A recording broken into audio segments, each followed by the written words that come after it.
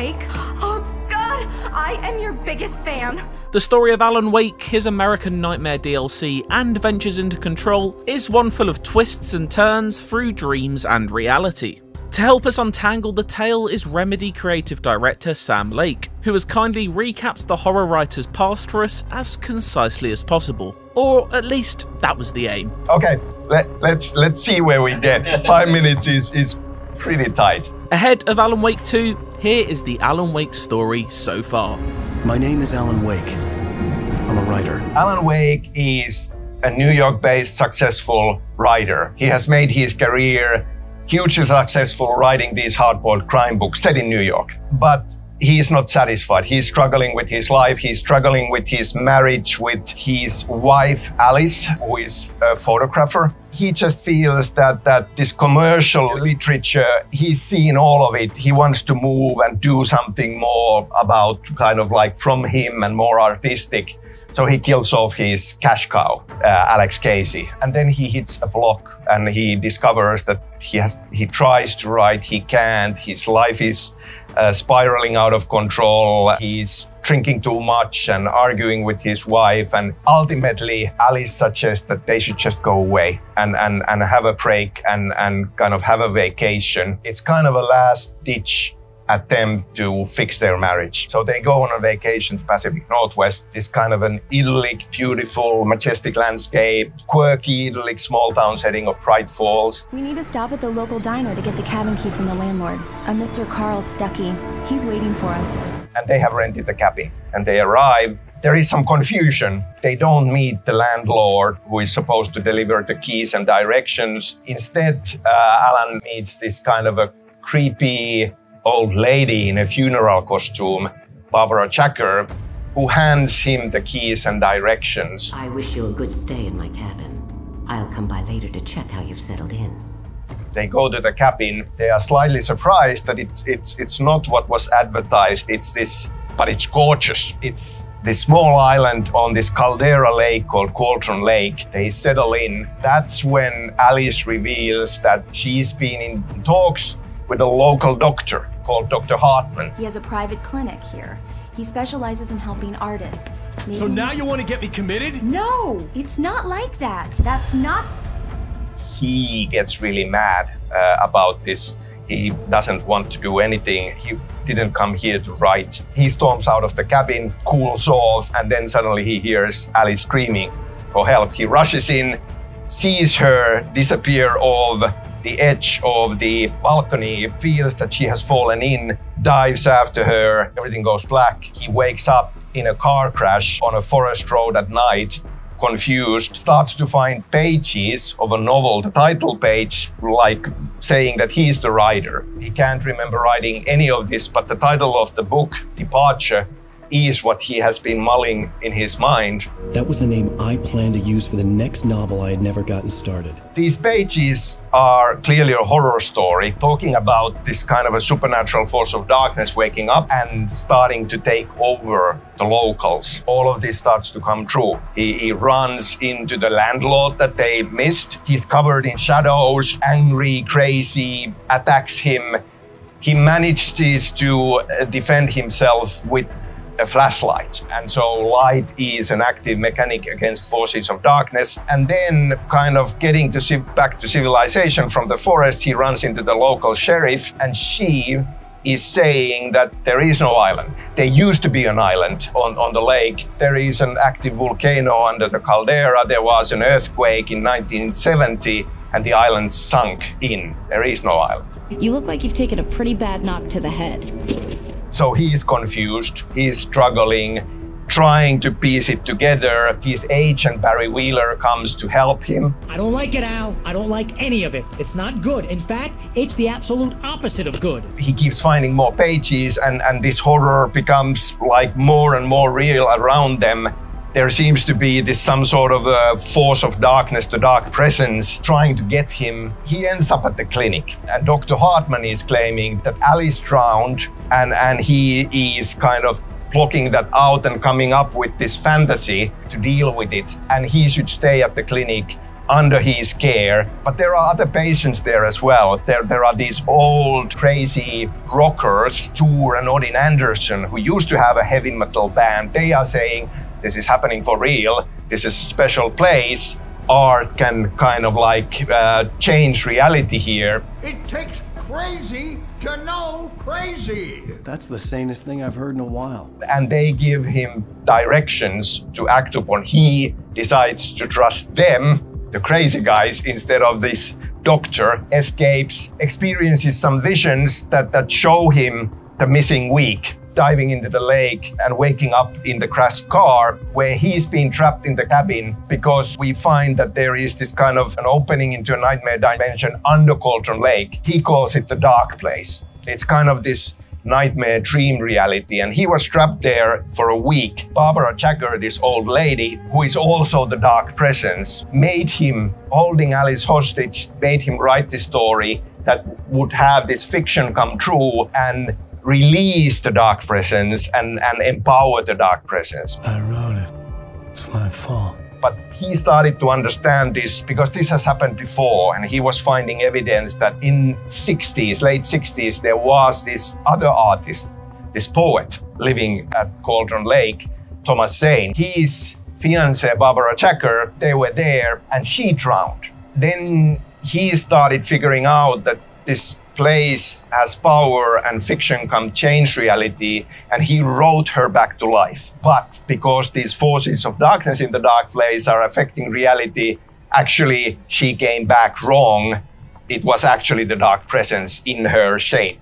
And he realized his mistake. He tried to correct it. He killed her, carved out her heart, and he was an enthusiastic diver. So he tried to kind of rewrite reality to take all of his mistakes out and dove into the lake with her and disappeared. She stole the skin of my Barbara a long time ago. She looks so old. I will show you this. A light switch. See?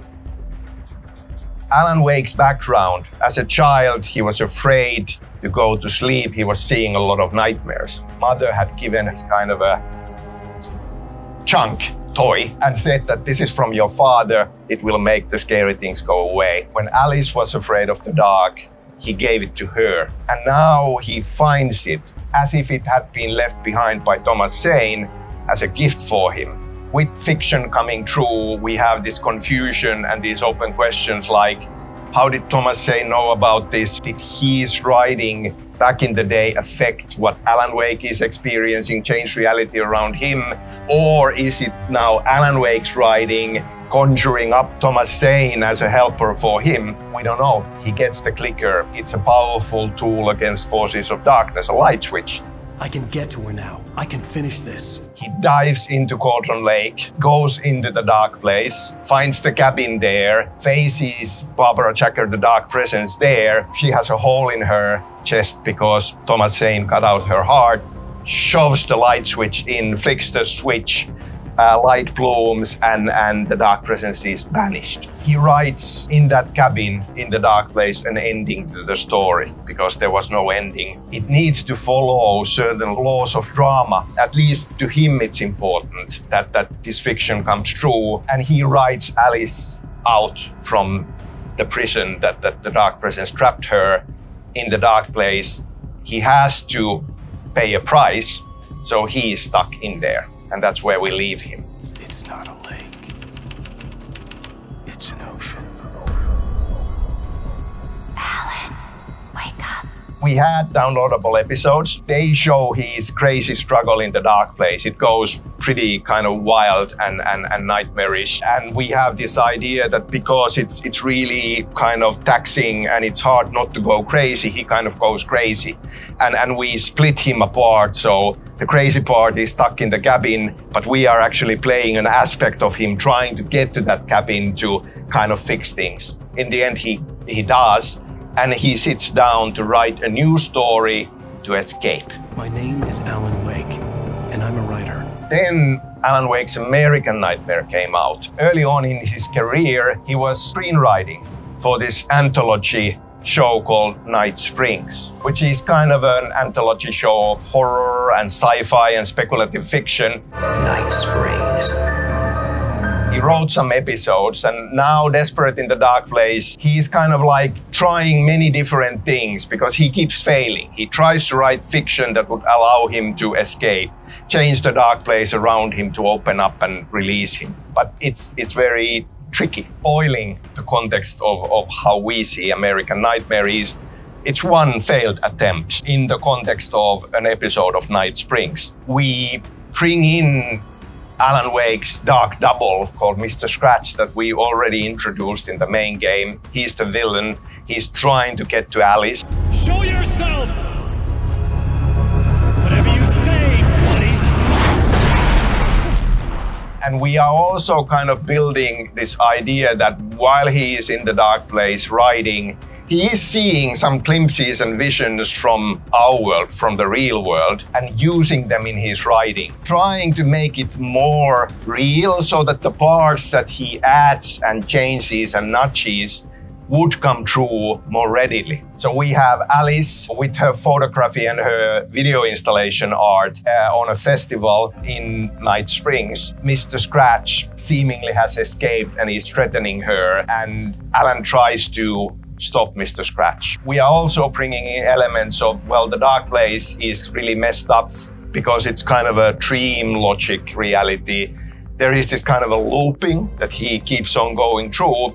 In the end, he succeeds in defeating Mr. Scratch. It's left open for interpretation. We see Alice's art, which is this video of their earlier holiday when they were happy, and they are reunited in the form of that projection of that film. And it was kind of left like, is this a happy ending? He is still stuck in there. So it's one example of a story he tries to write to escape, but it's a failed attempt. It's an example of failed attempt, and there's been many through the years. Are these actual events or merely a dream?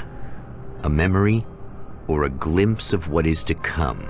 Now, we come to Control finally, and Control reveal. We have Federal Bureau of Control, which is this secret government agency dealing with weird phenomena in the world, paranatural occurrences, altered world events. And we discovered that they actually came to Bright Falls to investigate after the events of original game, and so they know about it. Then in the downloadable episode called AWE, we have Alan Wake in a bigger role. Once again, the idea being that he is seeing glimpses of the real world, including FBC and FBC investigating. So he's bringing that into the story he's writing, kind of nudging and pulling, trying to have change reality so that FBC, in this case Jesse, the new director, would help him. Jesse Faden could hear it. A call. It was faint, reaching for her from a dark place. We also kind of pick up with certain strands that kind of have happened in between. Alice starting to see nightmarish glimpses of Alan as a monster at their home. We obviously understand that, well, that sounds like Mr. Scratch. And she comes in to FBC to talk about this. And meanwhile, we discover that Dr. Hartman, having lost everything, but being obsessed about the lake and the dark place and fiction art used to change reality, goes into the lake and comes out as a taken. So he's turned into a monster. FBC has captured him, brought him to their headquarters to examine him. When Alice comes in to have these interviews about what's happening, somehow Hartman senses that and goes berserk. And then when the hiss comes in, it goes into Hartman, and he already has the force of darkness in him, and this kind of like hybrid merges into something really, really monstrous, which is what Jesse will be facing or faced in AWE DLC. We also find some hints that, well, there is an Alex Casey, an FBI agent called Alex Casey, who is looking for Alan Wake and his disappearance and reaching out to FBC. They're wondering about it. Unfortunately, because there are casualties with Hartman and the whole sector is closed down, a lot of these strands on FBC side are left hanging. We don't know what happens to Alice. Clearly, FBC didn't follow up on that, and it's been years ago, like, we don't know. So these elements are still question marks. How this whole thing ends is that we see on monitors an alert of a new altered world events taking place at Cauldron Lake. They have their monitoring station set up there, and now there is an alarm.